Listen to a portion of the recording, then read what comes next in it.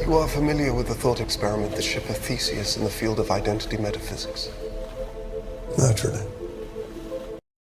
I got nightmares in my head, I fear thoughts build up until I can't hear, that my mind fills up into a creature, and it haunts me somewhere much deeper.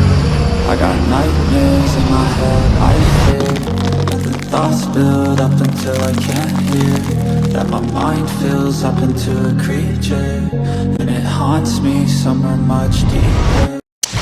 Hello and welcome to True Crime Rocket Science, the most authentic voice in true crime. Well, the most important tool in the TCRS toolbox is identity.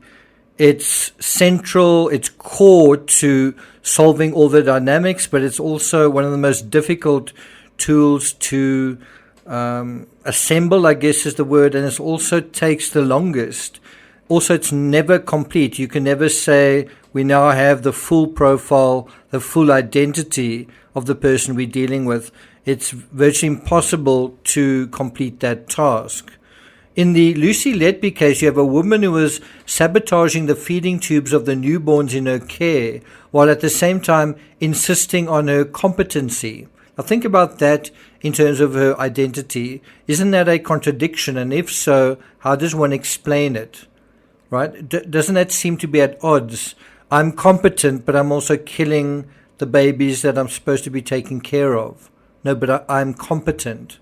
How can you be a competent nurse if you're killing those in your care? The answer has to do with her motives, with who she really is. And in that sense, you'll see that both these things do actually make sense within that integrated sort of continuum. If you say that she needs to feel competent, well, that's true. And if she's killing babies, but she still needs to feel competent, that's also true. The question is, how does that dynamic play out? Right? So competency comes up as a sort of talking point with Dr. A, who then repeatedly assures her that she is competent, which is another way of saying you're good enough. But what Lucy really wants to know is if she's good enough for him as a person, as a mate. And so by repeatedly sabotaging the tubes and sacrificing these babies, which is not her primary role. I mean, her primary role there is to take care of them, but she sees who she is as her primary role, being able to achieve her fairy tale as her primary role. And I really do think, when in the previous analysis where we looked at this thing where she said, I will never have a family. Well, she's seeing these family relationships forming every time a baby is born. And in a weird way, by sabotaging that situation, in other words, it's a kind of a quid pro quo thing, by causing damage to other families, she creates a scenario, a contrivance for potentially a relationship and starting her own family. And so through this contrivance, this manipulation, she gets the doctor that she likes to rub shoulders with her, and they do ultimately end up in a close relationship of sorts. We get to this point understanding identity, in this case Lucy's identity, by connecting as many of the dots as we can, and then finally seeing a kind of silhouette of identity begin to emerge out of the murk of context. We start to fathom dynamics, relationships, etc. out of these patterns. Identity can be one of the toughest assignments in true crime. I really think it is the toughest. Not only because perpetrators may be in denial about their identities, but because we may be in denial about similar dynamics in our own lives as well. For me, the holy grail in true crime is around these questions of identity, not merely asking in each case, who is he or who is she, but who are we? What is a man in almost a scientific sense, almost a classical sense? What is a man or a woman now in the 21st century? What does it mean to be a modern person? What are we supposed to be? What are we supposed to do? We live in a time where there are no more rituals or rites of passage telling us who we are or showing us how to be who we are. And so where do we get an anchor for that is going to settle that in terms of ourselves and also other people once and for all? Our tribal anchors are now shifting, certainly for some, in my experience, for many, to the cesspools of social media, which really means, if we belong in terms of those contexts, do we really have proper anchors anymore? Identity can and should be an anchor, and the most potent and stabilizing anchor we carry with us in our lives. The question is it? And that brings us to a more cerebral interpretation of the subject matter, identity as a concept. What is it exactly? Before we get to that, if you haven't subscribed to the channel, please do. Bear in mind, I'm going to be covering several of these legs of the table that sort of deals with the kind of central pillars of how we fathom what many people feel is unfathomable. The whole true crime conundrum. Why did somebody do this? Who are they really? What really happened? And so one of the key ways we figure this out is through identity, which is one of the legs of the table in the true crime toolbox. As I say, we'll be dealing with many others in the course of this series. So if you're interested in that, please subscribe. If you're enjoying this episode, please like, share, leave a comment. You can also hit the thanks button, and let's get started. So I want to go into the cerebral interpretation of the subject matter. We're going to go far and wide, and then we're going to come back to the center. And so let's go to Wikipedia for the generic definition. You heard it at the beginning. The ship of Theseus paradox is a thought experiment. It concerns a debate over whether or not a ship that had all of its components replaced one by one would remain the same ship. And you can use the same argument with a sock. If you have a hole in your sock and you put a patch on it, is it still the same sock? Or what if you've got two holes in the sock, 2 patches, 3 patches, 5 patches? Eventually, all the material of the sock is now being supplanted by patches. Is it still the same sock? In contemporary philosophy, this thought experiment has application to the philosophical study of identity over time and has inspired a variety of proposed solutions and concepts in contemporary philosophy of mind concerned with the persistence of personal identity. Now, you might think, wow, I really need my thinking cap on for this, and it's really too complicated for me. I'm going to step out. But please don't. It's really not that difficult. If you do have your thinking cap on, you can see how this is application to true crime as well. Why do certain individuals with certain identities commit crimes, whereas other individuals with very similar identities do not? We've been getting this over and over in the Lucy Letby case. I'm a nurse. I don't have a boyfriend. I am quite a quiet person or whatever. I've never killed anyone. And it's a fair point. My identity is similar to this person. Why did I not do that? And so the question is it because a plank that was replaced somewhere along the line in Lucy's life was rotten? Or was there a rotten plank that wasn't replaced? Is it because enough planks that were replaced were rotten enough to undermine that ship and its identity? Anyway, centuries after, bear in mind this whole thought about identity in terms of the ship of Theseus has been with us for hundreds of years. People have thought about it for a very, very long time. And so centuries later, Thomas Hobbes, a philosopher, extended this thought experiment by thinking about, well, what if somebody gathered up all the decayed parts of the ship, right? All these planks that sort of ended up on the seashore over time and used all of these discarded fragments to build a second ship. And so Thomas Hobbes posed the question, so which of these two resulting ships, which one is the original, which one is the real ship? And so you kind of have that symbolism explicated in a way when you see these two versions of vision, which one is real? And if they had to ask themselves that question, how would they answer it?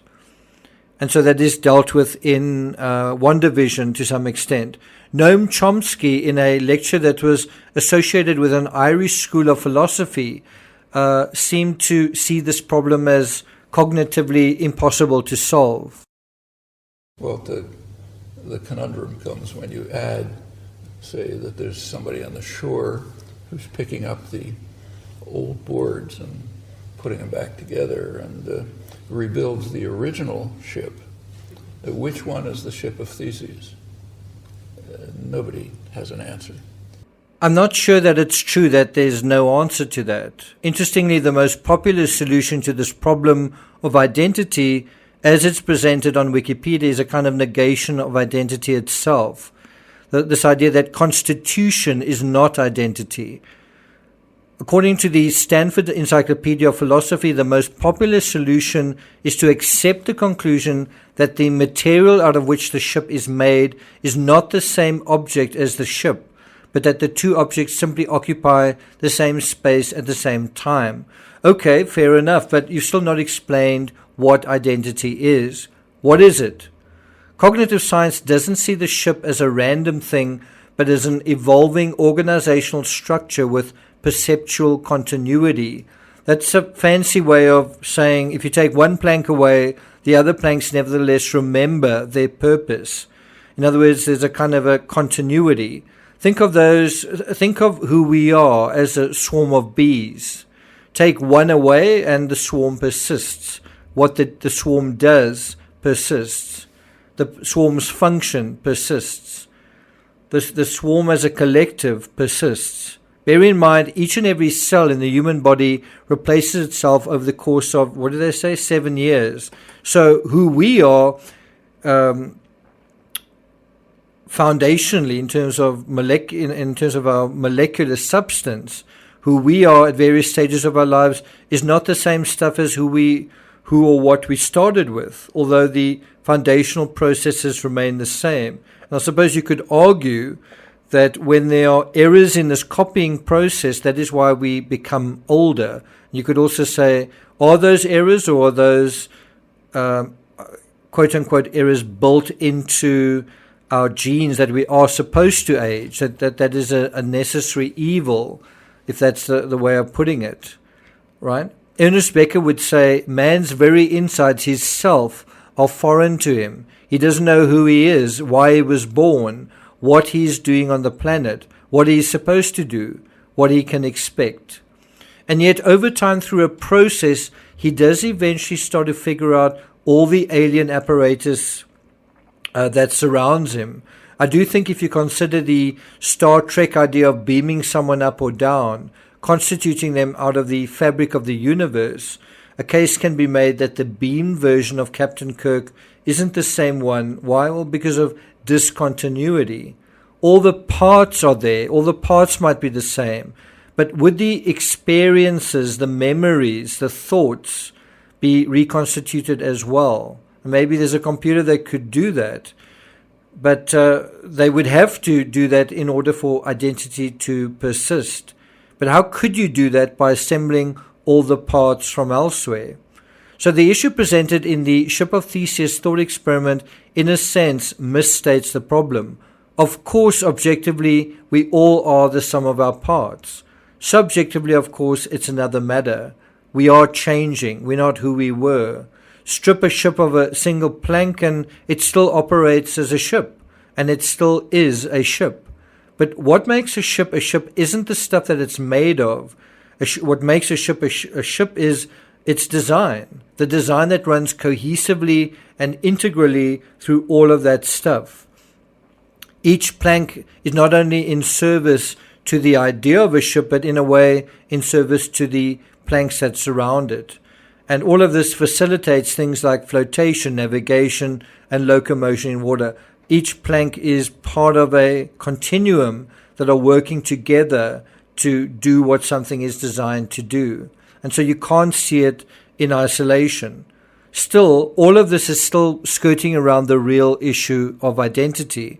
Identity is not only a crisis for the subject, it can also be someone else's crisis. What I mean by that is, take a court case when they're trying to find out who someone is. That might be a crisis for the court, but it can also be a crisis trying to figure out who somebody else is, right? In other words, it can also be a crisis for you not knowing who someone else is, and perhaps they don't know who they are either. Or if you get somebody else's identity wrong, that can create a crisis as well. You've heard the saying that you can never step into the same river twice. Well, that expresses the conundrum of perspective quite nicely. For the identity stepping into the river, well, the river is the river. And even if in a molecular sense it isn't, well, it might as well be. It's perceived to be the same. It's water moving past your heels, moment to moment. So it might as well be the same river. But for the river, and the river knowing itself through the passage of time and the change of seasons, the river's identity does fluctuate. The river could also say that the foot stepping into it moment to moment is the same. But aren't we also rivers of molecules, swarms of cells washing in floods and fluctuating tides as well? If that's the case, what holds us together? And so I think we've gone from this idea of like this rigid structure, that identity is a rigid thing, to this idea that it's a very fluid thing. And so what is it really? And I think a very good analogy is putting water into a bucket with a hole in it. And I think that is in a way a good summation of memory, but also of identity. That for the most part, what is in that bucket is relatively constant. But seen in another sense, it is constantly, there's something constantly leaving the bucket and something constantly added into it. And that is absolutely necessary. It's a little like having a computer that needs to have new data inputted into it and also needs to have new memory added. So there's this constant flow of information in and out. I mean, think about how your phone works. Data's coming in, data's leaving as well. It's not just a rigid process, right? And so is that a close approximation of ourselves? This idea of, what if you took artifacts of who we are, like planks, and you reconstructed it? Is who we were who we are? And the answer is not exactly. But I would say that by adding up all the prior iterations of ourselves, and it's kind of in this sense that when someone commits a crime, we try and find all of these planks and reconstruct them and say, okay, so this is the criminal. Not true. That criminal went through lots of iterations to become who he became. And that is part of the story as well. How he changed when situations changed, when circumstances changed. And so what we see is that over time we can see what parts of our identity take more of a beating than others, and then also what we do about this in response, if anything. In the vision version of this ship of Theseus thing, in the WandaVision example, the rot is described as memory.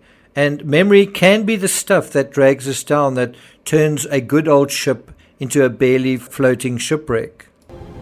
Perhaps the rot is the memories, the wear and tear of the voyages, the wood touched by Theseus himself. Well, the good news is we can decide what to think about. We can decide who we are. We can change our narratives. We can write a new narrative. We can decide what to focus on. And if you think about that statement, I think, therefore I am. Well, if we change our thoughts, we can change the I am aspect. We can reinvent ourselves just starting with changing the way we think. And we can do that almost like Stephen King's Christine, repeatedly changing ourselves along similar lines of destruction, or we can change ourselves along lines of construction. The choice is ours. In The Matrix, Morpheus describes how they appear in the Matrix as residual self-image, the mental projection of your digital self. And that's a really good analogy for you can change your mental projection of yourself at any point. The question is, how realistic is it? And also, is it congruent? And can you achieve congruency? But changing who you are all begins with changing your mind. And then it becomes just a process of mind over matter. But what Morpheus talks about is a very real thing in true crime, this idea that we carry around an image of reality, almost like a lens color, like rose-tinted glasses or something like that. And what we do with this image of reality is we project it onto the world. And we kind of stuck with that unless we're aware of it. And one way that we become aware of it is when we become aware of ourselves, but specifically the idea that we have an identity and so do others, and that this identity is a very real thing, and it's a kind of a prism through which we see the world. But that doesn't mean that what we're seeing is real. It means the prism is real. And like a good pair of reading glasses, you're going to want to clean it every now and then to make sure there are no fuzzy parts to it, that what we're seeing is concrete and crystal clear, that what we're seeing is real, that what we're reading into something is true. Now, coming back to the ship of Theseus, at its heart, identity is a string of beliefs, cultures, roles, rituals, and self-definitions, a lot of other things as well, but things that weave together to form a basket. Sometimes these constructs are sensible and serve us in society. They work. Our identity works, and a lot of celebrities surf the wave of that. Sometimes these constructs are insensible, but may nevertheless serve a like-minded, though not necessarily rational society. You see this on YouTube all the time. It's when these constructs become deliberately antisocial, when they sort of turn their backs on the world, which in a ship sense is a ship designed to be the undoing of another ship, where its planks become substrates for weapons and weaponizing. That is when identity transforms into something recognizably criminal. But it has to be an identity that begins to see itself in a kind of adversarial me versus you scenario. And I think that can only happen when there is some kind of real or perceived sense of something adversarial taking place. And in our culture, things do feel often very adversarial. Which group do you belong to? What do you believe? What do you think about this or that? And identity has got to change in the sense of experiencing itself or the other ships as threats to itself. As soon as you start experiencing everything as a threat, or a lot of things as a threat, or so things being so threatening that there's an existential threat taking place, that is when there's a temptation to solve this dilemma through cheating, through a criminal sort of shortcut. What I see so often in true crime is audiences and readers transferring and projecting themselves into the schema of their cases and onto the identities of those involved. I didn't follow the inmate that, I didn't follow it closely, this inmate that escaped, but some people told me that there was a mob mentality developing around that. Take out your pitchforks and let's have a witch hunt. Is that us sort of gravitating to our higher selves or to some baser instinct? What do you think? What is very often missing from these projections that we see in true crime, especially onto perpetrators, is fear. We forget that they are human beings as well. We don't really want to think of them as human beings, which ironically is the same criminal psychology that creates criminals. In any event, there are so many other negative emotions that are recruited in service for projecting onto the perpetrator, that someone has hatred, that they have anger, resentment, that they are evil, that they are monsters, but we very seldom intuit the fear, the anxiety they must be feeling. Fear is the lot, apparently, only of the victim, right? Is that fair, though? In my experience, fear is often the key to unlocking the emotions of perpetrators caught in an existential crisis largely of their own making. They perceive other ships passing or surpassing them, and they fear losing hold of their own fragile fairy tales. They feel like they need to reclaim it by force. In a real sense, the ship of Theseus isn't a name or its history. It's simply the nuts and bolts and interconnecting fibers.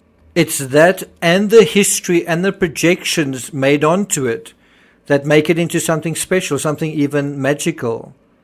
That magic persists in our minds, even when you remove elements from the original. And of course, as soon as you have magical thinking, you can also have its opposite, when things seem diabolical and unrealistic, but in a nightmarish sort of way. Haven't you ever fallen in love with someone and they seem incredible, and they are, someone who is too good to be true, and then later on, that's exactly what they are, and they are almost worse than the average person?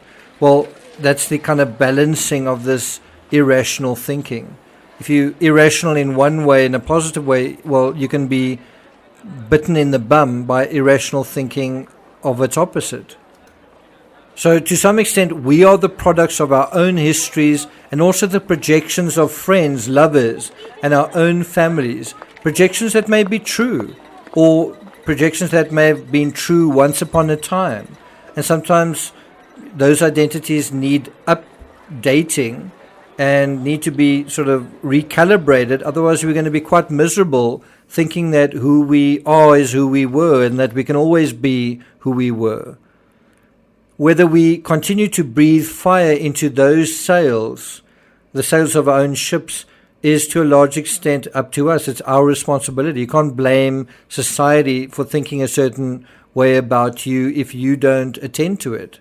The difference between the ship of Theseus and Chris Watts or Lucy Letby or the folks at the center of the John Benet Ramsey case or the McCanns is that unlike some ships, people can reinvent themselves. They can choose to be someone new, as I say, in a constructive way, or they can do that through subterfuge and destruction.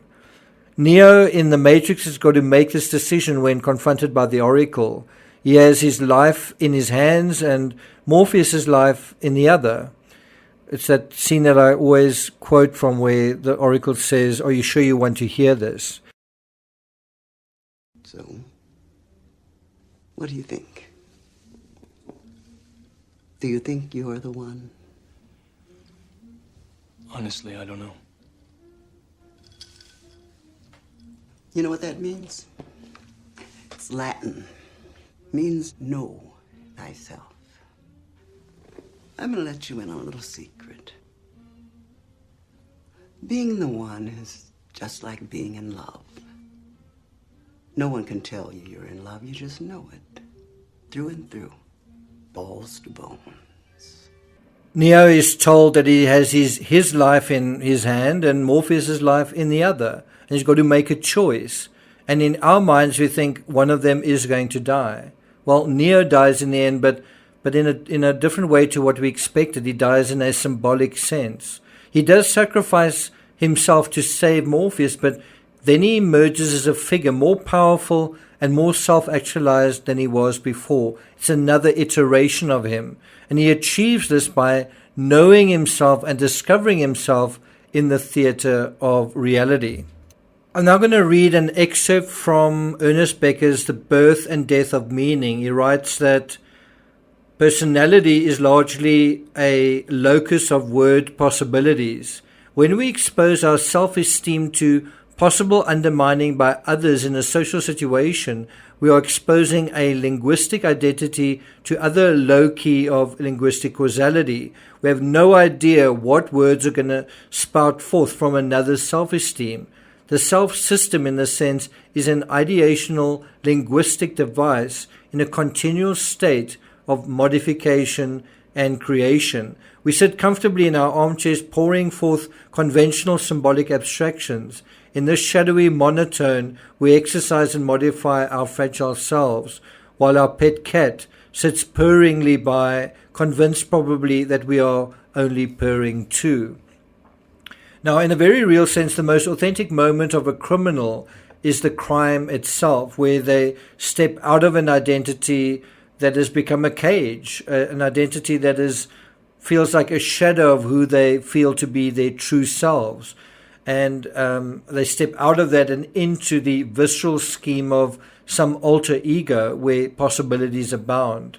Now, instead of losing planks at their own expense, now they gain planks at another's expense. How about that?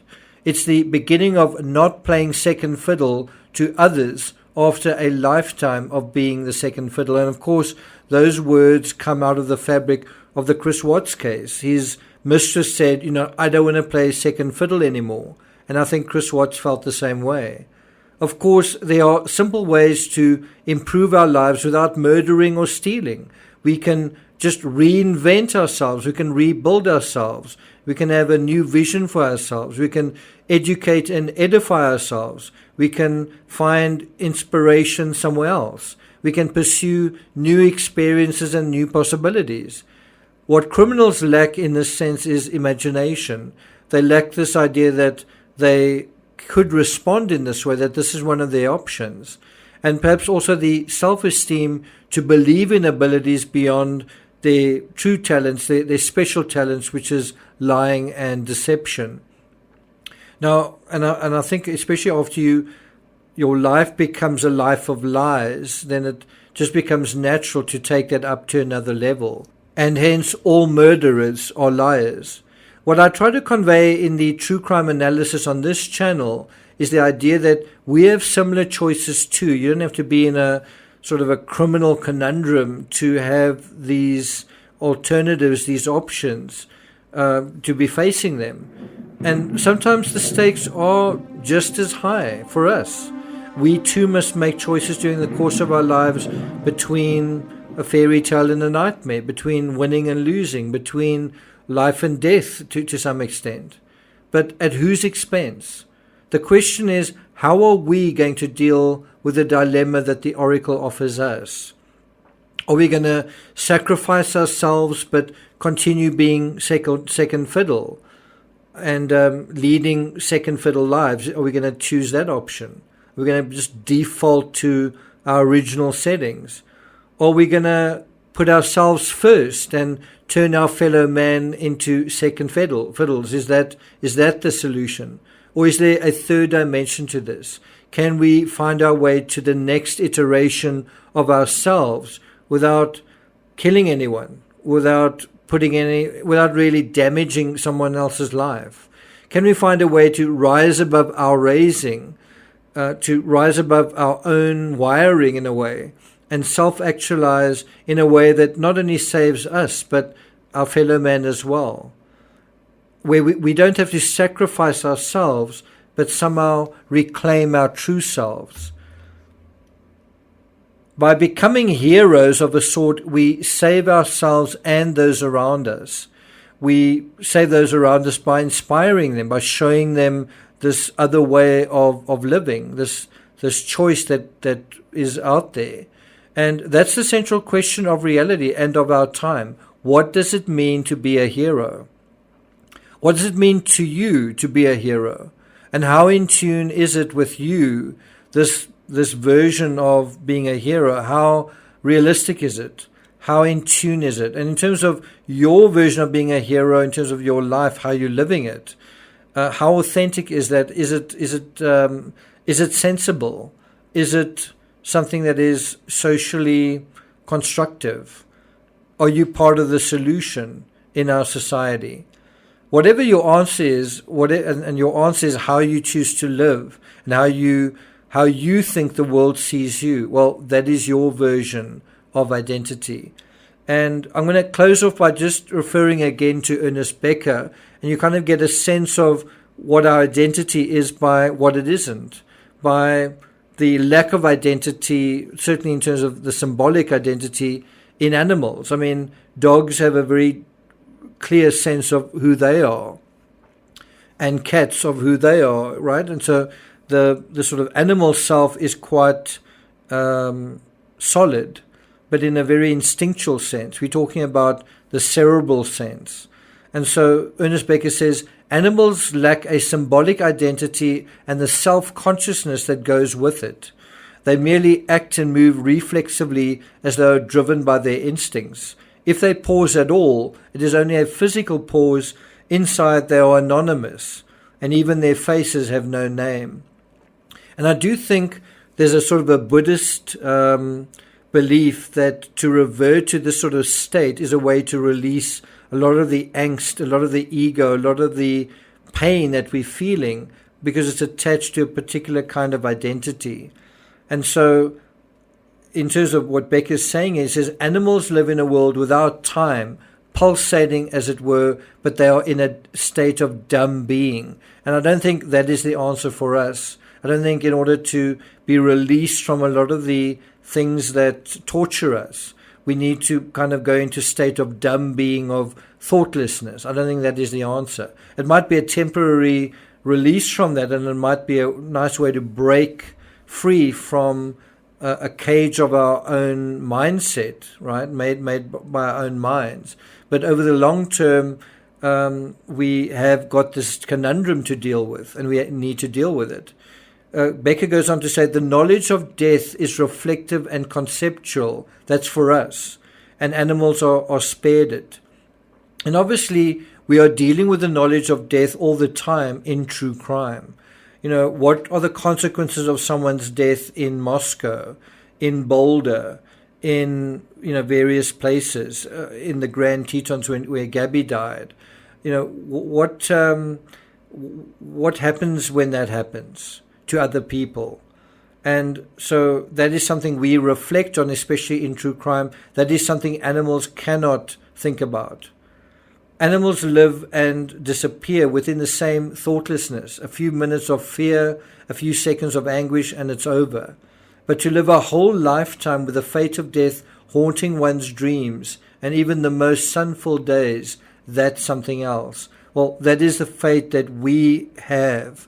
And we need an identity to deal with that reality, to deal with that situation. Whether you like it or not, whether you decide to take that on or not, you are going to come up with some sort of identity that works for you. The question is, does it really work in the scheme of things? Thank you for listening, and I'll see you guys next time.